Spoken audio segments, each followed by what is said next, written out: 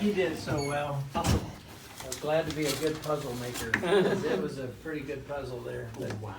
But it all came together. This was the part between these two screws that was really just kind of blown up. But what we ended up doing was he had one large shard of bone on the outside.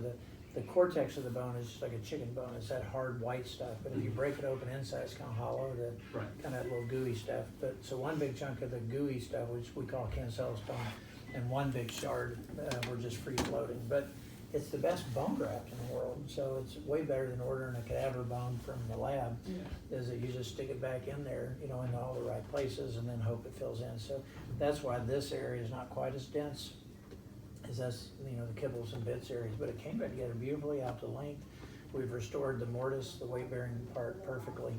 This keyed in absolutely perfectly. We actually could see the front, and the way it broke, it looked like almost like a sawtooth, you know, jag, and so you could fit all the saw teeth into the other saw teeth, and it was a perfect fit. So that worked out well. I got in there pretty deep. You don't actually look inside the ankle joint like you could have with a scope. But usually when we get in that deep, I flush a lot of water. And remember, they had some Right. little bitty fragments on the CT scan. We don't see any on the X-ray. I'm hoping that those kind of wash out with the wash water. If not, we can go in with a scope later and clean out any remnants. But even when you leave them in there, they tend to float, you know, back to the back and kind of become part of the capsule, not in the way. But if you feel some grinding inside that later, which I just warned you now, but it shouldn't. It's nice and clean everywhere. But everything keyed in. You want to maintain a nice space here, the same as on here. So when we, you know, rotate the film, that space here should be the same as this space here. And it worked out beautifully. Great. And then this little, the pins come out. So the only thing that's left in here is those two screws. And then this is the drill hole. So see that little thing? So that's his two operation. So he can tell people. It turned out Deshaun Watson had the same thing. I didn't even know that. But Oh, okay.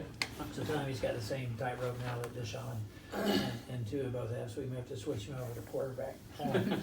But we want the button to sit flush to the bone on the opposite side. This actually is pushed through that hole and then laid flat, all right? And then we pull tension between this and a button over here. You can't see the suture wire, but it's super, super strong.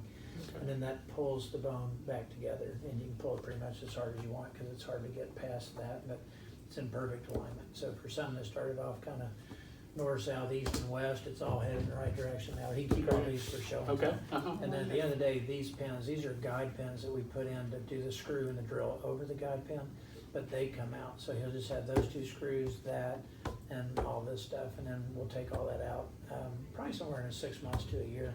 You want to be good and healed. You want him to have his motion all back, his strength all back, and you want him to be outside of the season. So you don't want him to, you know, taking time off during something he wants to do.